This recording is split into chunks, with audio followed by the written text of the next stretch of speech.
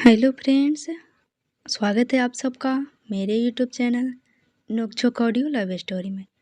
आप सुन रहे हैं दरिया इश्क का कविता वर्मा द्वारा लिखी हुई कहानी है। चलिए हम स्टार्ट करते हैं।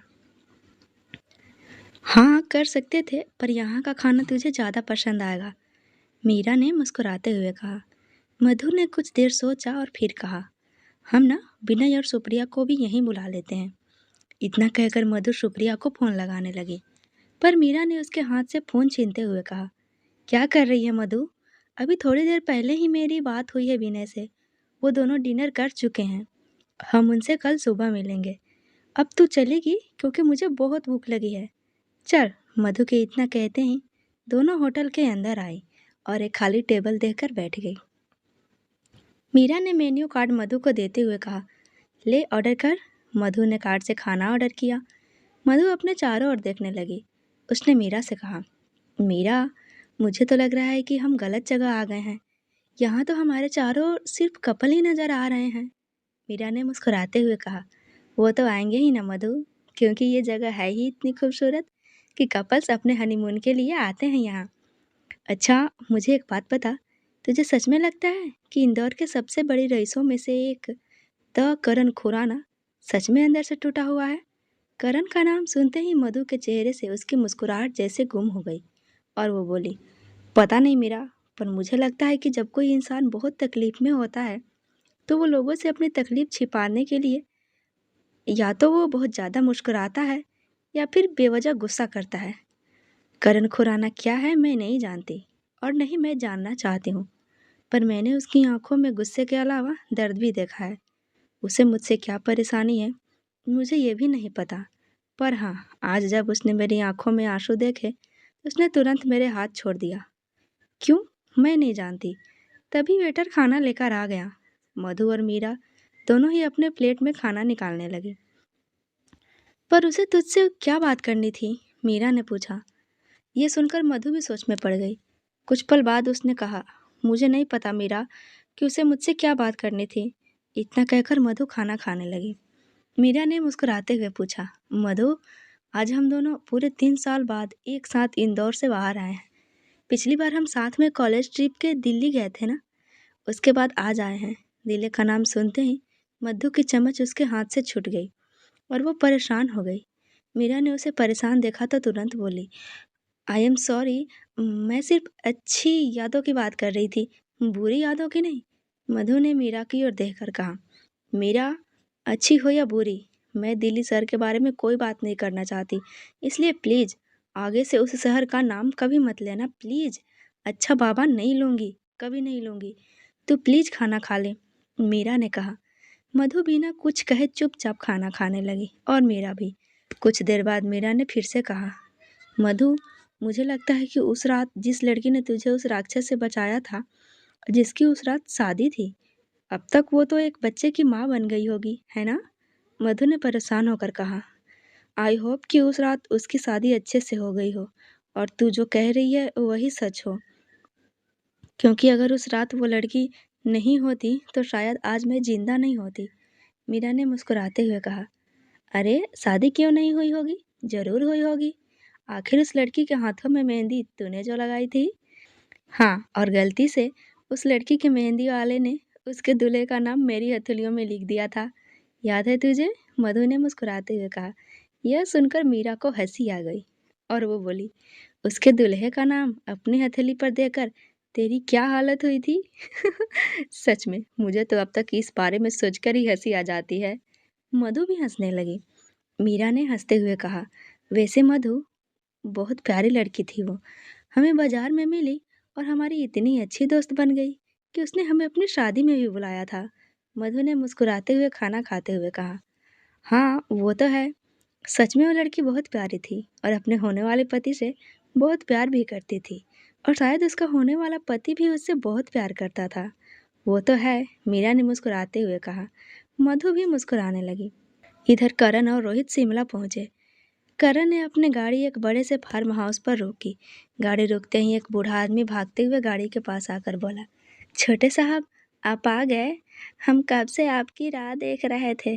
करण ने गाड़ी से बाहर आते हुए कहा, काका, महेश से कहकर मेरा सामान मेरे रूम में भिजवाइए और मुझे बहुत भूख लगी है, प्लीज़ खाना तैयार करिए।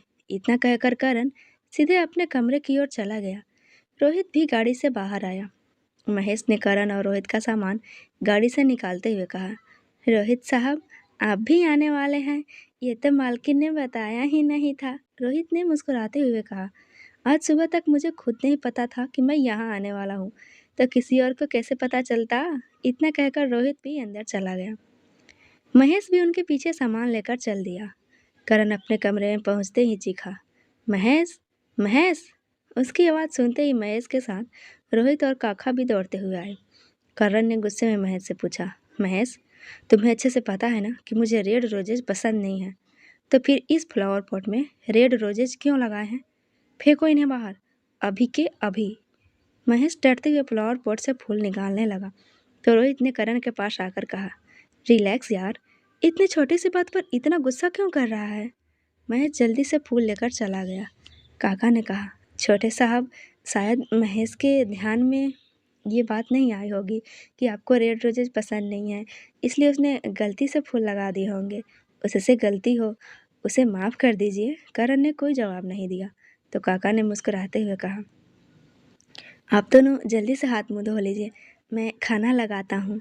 आज सारा खाना आपकी पसंद का बनाया है। ये सुनकर रोहित ने मुस्कुराते हुए कहा, तो फिर जल्दी से खाना लगाइए ना काका, मुझे भी बहुत भूख लगी है।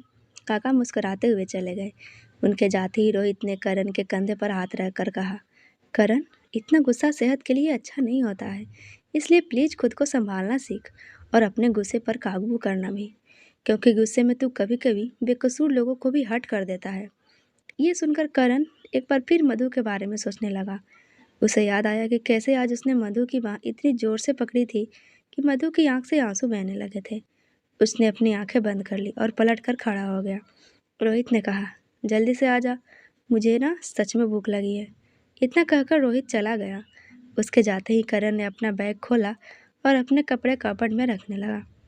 मधु और मीरा डिनर कर ही रहे थे कि तभी मधु की नज़र सामने लगे आईने पर पड़ी, जिसमें उसे विनय, सुप्रिया और अपने कॉलेज के और दोस्त नजर आए। उसने तुरंत पलटकर देखा और सबको देखकर बहुत खुश हुई। सुप्रिया, इतना कहकर मधु उनकी ओर दौड़ी। मीरा ने जैसे विनय और बाकी सबको देखा तो उसने घबराते हुए खुद से कहा, मीरा, अब तो तुझे कोई नहीं बचा सकता। मधु से बोला झूठ अब बस उसके सामने आने ही वाला है। मीरा ने वेटर को आवाज़ लगाकर बिल पे किया। सुप्रिया ने जैसे ही मधु को अपनी ओर आते देखा, वो खुशी से उठ खड़ी हुई और उसने मधु को गले लगाकर पूछा, मधु, तू यहाँ? तभी मीरा भी डरते हुए वहाँ आकर चुपचाप खड़ी हो गई। मधु ने विनय से पूछा, पर तुम सब एक साथ यहाँ क्या कर रहे हो? शिमला वाला प्रोजेक्ट तो तुम्हें, मुझे और मीरा को मिला है ना? प्रोजेक्ट? कैसा प्रोजेक्ट? हम तो यहाँ कॉलेज ट्रिप पर आए हैं, विनय ने तुरंत कहा। ये सुनकर मधु हैरान हो गई और मीरा को देखने लगी। विनय के पास बैठा समीर भी बोला, हाँ मधु, हम सब तो कॉलेज ट्रिप पर आए हैं, पर हमें बिल्कुल नहीं लगा था कि तू भी यहाँ आएगी। वैसे अगर तुझे और मीरा को शिमला आना ही था तो हमारे साथ कॉलेज की बस में ही आ जाते। मधु ने कोई जवाब नहीं दिया। वह बस मीरा को घूर रही थी और मीरा सिर झुकाए खड़ी थी। What happened? Any problem? Vinay ने पूछा। मीरा कोई जवाब देती उसके पहले ही उसके पास बैठी सिया ने पूछा, वैसे तुम दोनों आई कब? हम कुछ देर पहले ही पहुँचे हैं और कॉलेज वालों ने हमारे रहने का इंतज़ाम यही पास के गेस्ट हाउस में किया है, तुम भी वहीं आ जाओ। मीरा ने मधु का हाथ पकड़ा और विनय से बोली, विनय, मैं तुम्हें सुबह फ़ोन करती हूँ, फिलहाल मुझे और मधु को कहीं जाना है, बाय एंड गुड नाइट। इतना कहकर मीरा मधु का हाथ पकड़कर उसे वहाँ से ले गई। समीर ने सिया से पूछा, इन दोनों को क्या हुआ? सिया कुछ कहती उसके पहले ही सुप्रिया ने कहा, कुछ नहीं हुआ, वे दोनों कल सुबह हमें ज्वाइन कर लेंगी। फिलहाल हमें खाना ऑर्डर करना चाहिए। इतना सुनते ही विनय ने वेटर को बुलाकर खाना ऑर्डर किया। मीरा मधु को होटल से बाहर लेकर आई और उसने उसका हाथ पकड़कर उसे गाड़ी में बिठाया और ड्राइवर से बोली, भैया होटल चलो। जी मैडम। ड्राइवर के इतना कहते ही वो भी गाड़ी में बैठी और ड्राइवर ने गाड़ी स्टार्ट कर दी। मधु बिना कुछ कहे गाड़ी से बाहर देखने लगी। डर के मारे मीरा की हिम्मत नहीं हो रही थी वो मधु से कुछ कहे। कुछ देर बाद वो हिम्मत जुटाकर मधु से बोली, I am sorry Madhu, hotel चलकर बात करते हैं मीरा। मधु ने बिना उसकी ओर देखे उसकी बात काट कर कहा। मीरा कुछ नहीं बोल पाई और चुपचाप बैठ गई। उसने मन ही मन खुद से कहा, हे भोलेनाथ, प्लीज एक आखिरी बार मधु को मना दो। आज के बाद दोबारा उससे झूठ कभी नहीं बोलूंगी, कभी नहीं, प्रॉमिस। दोनों कुछ देर में अपने होटल पहुंची। होटल पहुंचते ही मधु बिना कुछ कहे गुस्से में गाड़ी से बाहर आई और होटल के अंदर चली गई। मीरा भी तुरंत गाड़ी से उतरी और मधु के पीछे दौड़ी। मधु ऊपर जाने के लिए लिफ्ट के पास पहुंची तो मीरा ने आकर उसकी बांह पकड़ते हुए कहा, आई एम सॉरी मधु, अगर मैं तुझे सच बताती तो तू मेरे साथ यहाँ कभी नहीं आती, बस इसलिए मैंने तुझसे झूठ बोला। तभी लिफ्ट नीचे आई और मधु लिफ्ट के अंदर चली गई। मीरा भी उसके साथ ही लिफ्ट में आ गई। मधु ने ऊपर जाने के लिए बटन प्रेस किया तो मीरा ने फिर से मधु से कहा, मैं तुझसे झूठ नहीं बोलना चाहती थी मधु, पर फिर भी तूने मुझसे झूठ बोला, है ना? मधु ने गुस्से में मीरा की ओर देखकर कहा। मीरा ने अपना सिर झुका लिया। मधु ने मीरा की ओर देखकर कहा, तू अच्छे से जानती है कि मुझे झूठ से नफरत है, फिर भी तूने मुझसे झूठ बोला। मुझे तुझसे ये उम्मीद नहीं थी मीरा, नहीं थी। मधु ने इतना कहा ही था कि लिफ्ट रुक गई। मधु और मीना दोनों लिफ्ट से बाहर आई। मधु गुस्से में रूम की ओर बढ़ी तो मीरा ने जल्दी से आगे बढ़कर रूम का लॉक खोल दिया। रूम में आते ही मधु ने कंधे पर टंगा अपना बैग उतारकर वहीं रखा, चेयर पर फेंका और वहीं साइड में रखा अपना सूटकेस उठाकर बेड पर पटका। मधु ने गुस्से में सूटकेस खोला और कबर्ड से अपने कपड़े निकालकर सूटकेस में रखने लगी। मीरा ने उसके हाथ से कपड़े छीनकर पूछा, क्या कर रही है मधु? मधु ने उसके हाथ से अपने कपड़े छीने और गुस्से में फिर से सूटकेस में डालते हुए बोली, तुझे दिखाई नहीं दे रहा? पैकिंग कर रही हूँ। पर क्यों? मीरा ने इतना पूछा ही था कि मधु ने गुस्से में उसकी ओर देखकर कहा, मीरा, मैं जानती हूँ कि तू मुझसे बहुत प्यार करती है और ये भी जानती हूँ कि तू मुझे झूठ बोलकर यहाँ क्यों लाई है, पर फिर भी तूने जो किया है ना, वो गलत किया है और इस बात के लिए मैं तुझसे बहुत नाराज़ हूँ। मैं कल सुबह वापस जा रही हूँ और प्लीज़ मुझे रोकने की कोशिश मत करना। इतना कहकर मधु ने अपना सारा सामान उठाकर सूटकेस में डाला और सूटकेस बंद किया। मीरा परेशान होकर उसे देख रही थी। मधु ने सूटकेस फिर से ज़मीन पर रखा और चेंज करने के लिए अपनी नाइट ड्रेस लेकर वॉशरूम में चली गई। मीरा परेशान होकर बेड पर बैठ गई। उसने खुद से कहा, अब ऐसे क्यों बैठी है? तुझे तो पता था ही कि वो ऐसे ही रिएक्ट करेगी। अब कुछ सोच, वरना मधु यहाँ से चली जाएगी। मीरा बैठकर कोई आइडिया सोचने लगी। कुछ देर बाद मधु चेंज करके बाहर आई। उसे देखते ही मीरा उठकर खड़ी हो गई। मधु गुस्से में जाकर बेड पर सो गई। मीरा ने हिम्मत करके कहा, तू हमेशा कहती थी कि तुझे बर्फ़ देखनी है, बर्फ़ की वादियाँ देखना है, तेरे सबसे खूबसूरत सपनों में से एक है। इसलिए जब कॉलेज वालों ने इस साल ट्रिप के लिए शिमला शहर का नाम लिया तो मैंने तभी सोच लिया था कि मैं तुझे शिमला ला कर रहूँगी। मधु गुस्से में उठकर बोली, और इसलिए तूने झूठ का सहारा लिया, बिना ये सोचे कि मुझे कैसा लगेगा, है ना? मीरा ने कोई जवाब नहीं दिया। मधु ने मीरा की ओर देखकर कहा, मीरा, मैं हर पल भगवान से ये दुआ करती हूँ कि वो कुछ ऐसा चमत्कार कर दे जिससे मैं अपनी माँ का भरोसा जीत सकूँ, उनके दिल में अपने लिए जगह बना सकूँ। पर तेरे इस झूठ की वजह से अब शायद ऐसा कभी नहीं हो पाएगा। पर हाँ, एक काम ज़रूर हो जाएगा, मैं अपना पापा का भी भरोसा हमेशा के लिए खो दूँगी। मीरा कुछ नहीं कह पाई। मधु गुस्से में फिर से सो गई। मीरा ने रोते हुए कहा, I am sorry Madhu, I really sorry.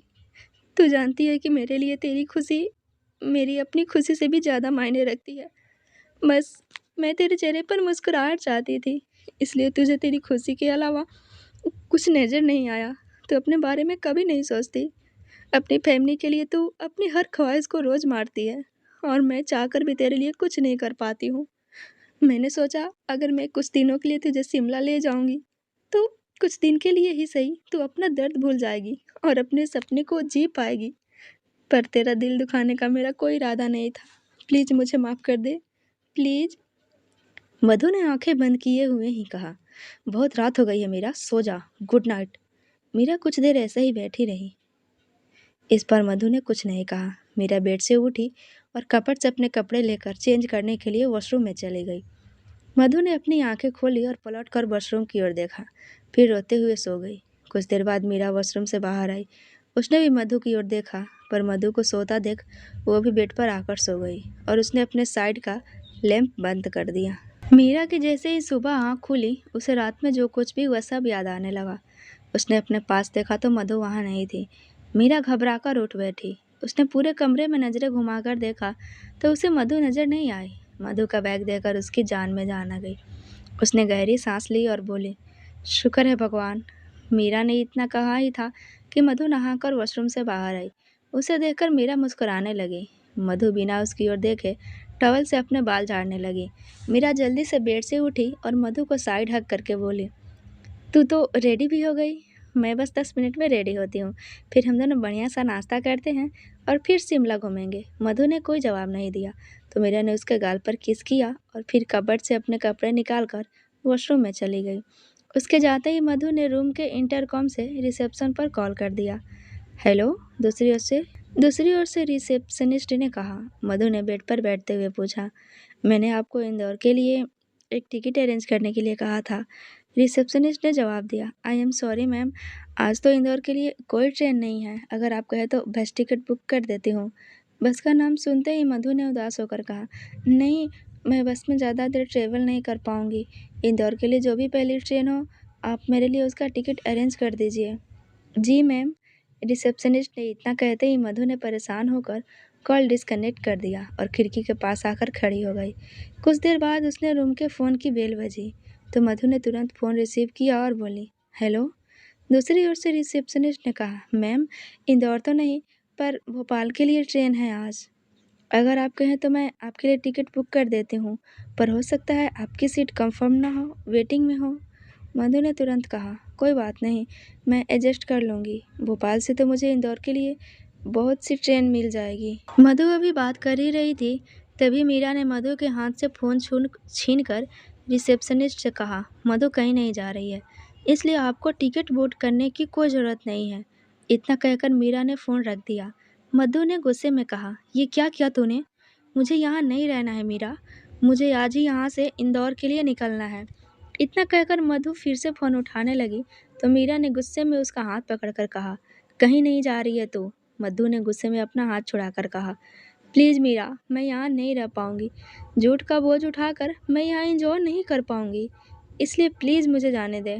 Meera ने अपसेट होकर कहा, मैं वापस जाने के लिए टिकट अरेंज करती हूँ, तब तक तू नाश्ता कर ले। मैं नाश्ता रूम में ही मंगवा लेती हूँ। इतना कहकर मीरा ने रोते हुए टेबल पर रखा फ़ोन उठाया ही था कि मधु ने पूछा, अब क्या गेस्ट हाउस तक जाने के लिए भी टिकट बुक करेगी?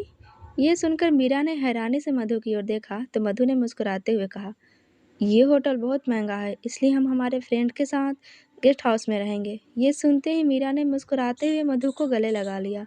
उसकी आंखों से आंसू बहने लगे। मधु ने उसके आंसू पोंछकर कहा, सिर्फ तेरी खुशी के लिए मैं यहाँ रुक रही हूँ, पर अगर आगे से तूने फिर कभी ऐसा कुछ किया ना तो मैं तुझसे कभी बात नहीं करूँगी, कभी नहीं करूँगी, प्रॉमिस। मीरा ने अपने दोनों कान पकड़कर कहा। मधु ने उसे हग किया और उसके गाल को छूकर कहा, मीरा, तेरे लिए मेरी खुशी बहुत मायने रखती है, तो मेरे लिए भी तेरी खुशी से बढ़कर कुछ नहीं है, इसलिए आज मैं यहाँ रुक रही हूँ। पर घर पहुँचते ही हम दोनों मिलकर माँ और पापा को सच बताएंगे, और अगर सच जानने के बाद वो मुझ पर गुस्सा करे और मुझसे कुछ भी कहे तो तू चुपचाप सिर्फ सुनेगी, उनसे कोई बहस नहीं करेगी, प्रॉमिस कर। पक्का वाला प्रॉमिस। अब हम नाश्ता करें, मुझे बहुत भूख लग रही है, मीरा ने मुंह बनाकर कहा। मधु ने मुस्कुराते हुए सिर हिला दिया तो मीरा तुरंत इंटरकॉम से फ़ोन करने लगी और उसने मधु से पूछा, तू क्या खाएगी? पोहे, जलेबी और हाँ, कचौरी भी। मधु ने इतना कहते ही मीरा को बहुत हंसी आई और वो जोर जोर से हंसने लगी। मधु ने उसे हंसते देखा तो हैरानी से पूछा, अब इसे हंसने की क्या बात है? मीरा ने हंसते हुए कहा, स्वीट हार्ट, हम इंदौर में नहीं शिमला में हैं। ये सुनकर मधु मुंह बनाने लगी और बोली, मुझे तो हर सुबह यही सब नाश्ते में खाने की आदत है। मीरा ने मुस्कुराते हुए कहा, मधु, यहाँ ये सब मिल तो जाएगा पर हमारे इंदौर जैसा टेस्ट नहीं मिलेगा और तुझे तो बिल्कुल पसंद नहीं आएगा। ठीक है तो फिर तू भी ऑर्डर कर दे, मधु ने मुंह बनाकर कहा। मीरा हंसने लगी। इधर रोहित करण के रूम में पहुंचा तो करण अभी भी सो रहा था। रोहित ने करण को उठाते हुए कहा, करण उठ, 11 बज रहे हैं, आज तेरे होटल का भूमि पूजन है तो तुझे भी तो टाइम से पहुंचना होगा ना, चल उठ। करण ने अपने मुंह पर तकिया रखते हुए कहा, तू काका और महेश के साथ साइड पर पहुंच, मैं आधे घंटे में रेडी होकर आता हूँ। अच्छा ठीक है, पर प्लीज़ तू जल्दी आ जाना क्योंकि भूमि पूजन के बाद मुझे कहीं जाना है। इतना कहकर रोहित वहाँ से चला गया। उसके जाते ही करण ने अपना तकिया हटाया और अपनी आंखें खोली और जोर से आवाज़ लगाई, काका प्लीज़ जाने से पहले मेरे लिए एक ब्लैक कॉफ़ी बना दीजिए। करण ने इतना कहा ही था कि काका उसके लिए कॉफ़ी लेकर आए और करण को देते हुए बोले, छोटे साहब ये आपकी ब्लैक कॉफ़ी। करण उठकर बैठा। उसने काका के हाथ से कॉफ़ी ली और पीने लगा। उसने कॉफ़ी पीते हुए काका से पूछा, काका भूमि पूजन की सारी तैयारी हो गई है ना? काका ने मुस्कुराते हुए जवाब दिया, हाँ बेटा, मैंने खुद सारी तैयारी करवाई है। पूजा का शुभ मुहूर्त दोपहर 1 बजे का है। आप टाइम पर आ जाइएगा। करण ने कोई जवाब नहीं दिया। काका ने फिर से कहा, निकलने से पहले आपका नाश्ता बना देता हूँ। क्या खाएंगे आप? करण ने कॉफ़ी पीते हुए कहा, पोहे बना दीजिए। जलेबी तो आपको बनानी आती नहीं है। काका ने मुस्कुराते हुए सिर हिलाया और चले गए। उनके जाते ही करण हाथ में कॉफ़ी का मग लिए उठ खड़ा हुआ। उसने कॉफ़ी पीते हुए अपने एक हाथ से टेबल पर रखा, अपना लैपटॉप ऑन किया और होटल के ब्लूप्रिंट देखने लगा। इधर मधु और मीरा अपना बैग लिए गेस्ट हाउस पहुंची। उन्हें देखकर उनके फ्रेंड्स बहुत खुश हुए। सिया ने मधु को गले लगाकर कहा, अब आएगा शिमले घूमने का मज़ा। सब मुस्कुराने लगे। विनय ने दोनों के बैग उठाकर ले जाते हुए कहा, मैं तुम्हारे बैग रूम में रख कर आता हूँ। इतना कहकर विनय बैग से रूम में रखने के लिए चला गया। समीर ने सबसे कहा, चलो गाइज बस रेडी है, शिमला की सैर करते हैं। ये सुनकर सब एक साथ उछलने लगे। मधु ने तुरंत कहा, हम सबसे पहले बर्फ़ के पहाड़ देखने चलेंगे। ये सुनते ही सब हंसने लगे। हम एक काम करेंगे, सबसे पहले बर्फ़ देखने ही चलते हैं और तुझे ना उन बर्फ़ की पहाड़ियों में ही छोड़ आएंगे। फिर तू जी भर के बर्फ़ की पहाड़ियाँ देखती रहना। समीर ने मधु को चिढ़ाते हुए कहा तो सब हंसने लगे और मधु ने गुस्से में कहा, तुम सब मेरा मजाक उड़ा रहे हो, नहीं जाना मुझे तुम सबके साथ। इतना कहकर मधु सोफे पर बैठ गई। उसे मुंह फुलाए देखकर सबने हंसना बंद कर दिया। सुप्रिया ने मधु को साइड से पकड़ते हुए कहा, अच्छा बाबा सॉरी, अब कोई तेरा मजाक नहीं उड़ाएगा। हाँ, अब कोई मधु का मजाक नहीं उड़ाएगा, समझे तुम लोग? मीरा ने इतना कहा ही था कि सब फिर से हंसने लगे और मीरा भी। ये देखकर मधु ने पास ही सोफे पर रखा पिलो उठाकर मीरा की ओर फेंक दिया। तभी मधु ने फ़ोन की बेल बजने लगी। उसने फ़ोन देखते ही हैरानी से कहा, रोहित? रोहित का नाम सुनते ही मीरा तुरंत आकर मधु के पास बैठ गई और उसने मधु को फ़ोन रिसीव करने का इशारा किया। मधु ने उसे घूरते हुए फ़ोन रिसीव करते हुए कहा, हेलो? रोहित ने मुस्कुराते हुए अपनी गाड़ी से बाहर आकर कहा, यार तुम तो शिमला पहुंचकर अपने इस नए दोस्त को भूल ही गई हो। मधु ने मीरा की ओर देखकर कहा, ऐसी कोई बात नहीं है। तो फिर बताओ तुम इस वक्त शिमला की कौन से खूबसूरत स्पॉट पर हो? रोहित ने टहलते हुए कहा। ये सुनते ही मीरा ने मधु की ओर देखा तो मीरा ने विनय से पूछा, पहले कहाँ जा रहे हैं हम? पहले मॉल रोड, फिर रिज और फिर जाखू मंदिर। विनय ने इतना कहा ही था कि मधु ने तुरंत फोन पर रोहित से कहा, मॉल रोड, हम पहले मॉल रोड जा रहे हैं। रोहित ये सुनकर मुस्कुराने लगा और उसने फ़ोन कट कर दिया। जब रोहित की साइड से कोई रिस्पॉन्स नहीं आया तो मधु ने आहिस्ता से कहा, रोहित? इतना कहकर मधु ने अपना फ़ोन देखा तो फ़ोन कट चुका था। क्या हुआ? मीरा ने पूछा। मधु ने उसकी ओर देखकर कहा, काट दिया? मीरा, ये रोहित व्यास तुझे कुछ अजीब नहीं लगता? कल ही हमसे मिला और आज इतनी फ्रेंडली हो गया कि मुझे फ़ोन कर रहा है। मुझे ऐसे लोग ज़रा भी पसंद नहीं है। मीरा ने मुस्कुराते हुए कहा, मधु तू ना छोटी छोटी बातों पर हाइपर क्यों हो जाती है? वह तुझसे बात करना चाहता है तो तेरे लिए बुरा हो गया? ऐसे तो तुझे कभी कोई लड़का नहीं मिलेगा। बेचारा सिर्फ तुझसे दोस्ती ही तो करना चाहता है। सुप्रिया ने कहा, अब उठो यार, रास्ते में झगड़ लेना। चलकर ये खाने पीने का सामान बस में रखो। इतना सुनते ही सब सामान उठाने लगे। इधर जिस जमीन पर होटल बनने जा रहा था वहाँ पंडित जी बैठे पूजा की तैयारी कर रहे थे और काका उनके पास बैठे ये देख रहे थे कि पंडित जी को कोई सामान तो नहीं चाहिए। रोहित बार बार करण को फ़ोन कर रहा था पर वो फ़ोन नहीं उठा रहा था। पंडित जी ने काका से पूछा, पूजा कौन करने वाला है? उन्हें जल्दी बुलाइए। काका ने तुरंत कहा, पंडित जी छोटे साहब बस आते ही होंगे, गेस्ट हाउस से तो निकल ही चुके हैं। काका ने इतना कहा ही था कि महेश की नज़र करण की गाड़ी पर पड़ी और वो तुरंत बोला, वो आ गए। सब करण की गाड़ी की ओर देखने लगे। करण जैसे ही अपनी गाड़ी से बाहर आया, रोहित ने उसके पास जाकर पूछा, कब से तुझे फ़ोन कर रहा हूँ, मेरा फ़ोन क्यों नहीं उठा रहा था? फ़ोन साइलेंट पर था। इतना कहकर करण काका की ओर बढ़ा।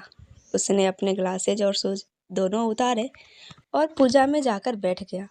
रोहित खड़ा उसे देख रहा था। उसने मन ही मन खुद से कहा, करण को समझना मेरे लिए इतना मुश्किल क्यों होता जा रहा है। करण मेरा दोस्त है, बचपन से जानता हूँ मैं उसे, पर फिर भी क्यों मेरा दिल बार बार मुझसे यही बात करता है कि करण और रिधिमा एक दूसरे के लिए नहीं बने हैं। कहीं यह शादी मेरी बहन और मेरे दोस्त दोनों की ही जिंदगी बर्बाद न कर दे। रोहित यही सब सोच रहा था कि करण ने उसे आवाज़ लगाई, पूजा में बैठने का इरादा है या फिर मैं पूजा शुरू करूं? रोहित बिना कुछ कहे करण की ओर बढ़ा। उसने अपने शूज उतारे और फिर करण के पास आकर बैठ गया। करण ने पूजा शुरू और पंडित जी मंत्र पढ़ने लगे। रोहित अभी भी परेशान सोच में डूबा करण को देख रहा था, पर करण का ध्यान सिर्फ पूजा पर था। पूजा खत्म होने के बाद पंडित जी ने करण से कहा, बेटा, जमीन के इस हिस्से में हल्दी, कुमकुम और अक्षत से पूजा करो और नारियल फोड़ो, और फिर ये कुदाल उठाकर यहाँ पर थोड़ी सी खुदाई करो और फिर ईंट रखकर इसकी इमारत की नींव रखो। जी पंडित जी। इतना कहकर करण ने पूजा करनी शुरू की और कुदाल से खुदाई करने लगा। खुदाई करने के बाद उसने उस गड्ढे में सीमेंट और रेत का बना हुआ मिश्रण डाला और फिर उस पर एक ईंट रखी। उस ईंट पर माल रखकर वो जैसे ही दूसरे ईंट रखने लगा, पता नहीं कहाँ से एक फुटबॉल उस ईंट पर आकर लग गई और ईंट गिर गई। ईंट के गिरते ही करण ने गुस्से में सामने देखा तो सामने एक 28-29 साल का लड़का खड़ा था, जिसका रंग गोरा था और चेहरे पर हल्की सी दाढ़ी थी। उसने ब्लू जीन्स और रेड टी शर्ट पर जीन्स की जैकेट पहन रखी थी। रोहित और बाकी सब भी उसे देखने लगे। ये क्या बदतमीजी है ऋषभ? करण ने खड़े होकर गुस्से में पूछा। ऋषभ मुस्कुराते हुए करण की ओर बढ़ा और उसके पास आकर बोला, करण, अगर तुम भूल गए हो तो तुम्हें याद दिला दूं कि वो जो सामने होटल नजर आ रहा है वो मेरा होटल है, और ये जानते हुए भी तुम ठीक मेरे होटल के सामने अपना होटल खड़ा करने चले आए। दाद देनी पड़ेगी तुम्हारी हिम्मत की। करण ने ऋषभ की फुटबॉल उठाई। उसने गुस्से में फुटबॉल ऋषभ की ओर फेंकी। फुटबॉल इतनी तेजी से ऋषभ की ओर गई कि वह उसे पकड़ नहीं सका और फुटबॉल सीधे उसके चेहरे पर जा लगी। ऋषभ ने गुस्से में उसकी ओर देखा तो करण भी गुस्से में उसकी ओर बढ़ा, पर रोहित ने आकर करण का हाथ पकड़कर कहा, करण, इसके मुंह लगने का कोई फायदा नहीं है, प्लीज। करण गुस्से से ऋषभ को घूरने लगा। ऋषभ मुस्कुराते हुए करण की ओर बढ़ा और उसे देखते हुए करीब से निकल गया। करण और रोहित ने पलट कर उसकी ओर देखा तो ऋषभ ने करण को घूरते हुए उस जगह को अपने जूते से मसल दिया जहां करण ने ईंटें रखी थी। राम राम राम, इतना कहकर पंडित जी वहां से दूर हट गए। करण गुस्से में आगे बढ़ा और उसने ऋषभ के मुंह पर एक जोर से मुक्का मार दिया। ऋषभ जमीन पर जा गिरा। करण ने गुस्से में उसके करीब जाकर कहा, तुझे पहले ही हजारों बार ये बात समझा चुका हूँ कि मेरे रास्ते में आने की कोशिश मत किया कर, पर तुझे शायद मेरी बात समझ नहीं आती, इसलिए बार बार पीटने के लिए मेरे सामने आकर खड़ा हो जाता है। इतना सुनते ही ऋषभ ने पलट कर करण के पेट पर लात मार दी। करण गिरता इसके पहले रोहित ने उसे पकड़ लिया। करण गुस्से में ऋषभ की ओर बढ़ा और दोनों में लड़ाई होने लगी। दोनों एक दूसरे को मारने लगे। रोहित ने करण को पकड़ते हुए कहा, करण, क्या कर रहा है? छोड़ इसे। इसका तो पहले से ही दिमाग खराब है, पर तू तो होश से काम लेना। करण ने ऋषभ को धकेल कर उससे कहा, ऋषभ, मेरे दिमाग के पहले से ही बैंड बजी हुई है, इसलिए चुपचाप यहाँ से चला जा, वरना मैं तुझे चलने लायक नहीं छोड़ूंगा। ऋषभ ने अपनी जैकेट की कॉलर ठीक करते हुए कहा, तेरी धमकियों से डरने वालों में से नहीं है ऋषभ खुराना, समझा तू? तेरे पीछे लगे इस खुराना सरनेम की वजह से ही तू अब तक बचा हुआ है, वरना करण अपने रास्ते में आने वाले पत्थर तक को दूसरा मौका नहीं देगा। आगे से अगर मेरे रास्ते में आया तो महाकाल की कसम तेरे हाथ पैर तोड़ दूंगा, करण ने गुस्से में कहा। इतना कहकर करण फिर से उसे मारने के लिए लपका, पर रोहित ने उसे पकड़ते हुए कहा, जाने दे करण, भाई है तेरा, छोड़ दे इसे।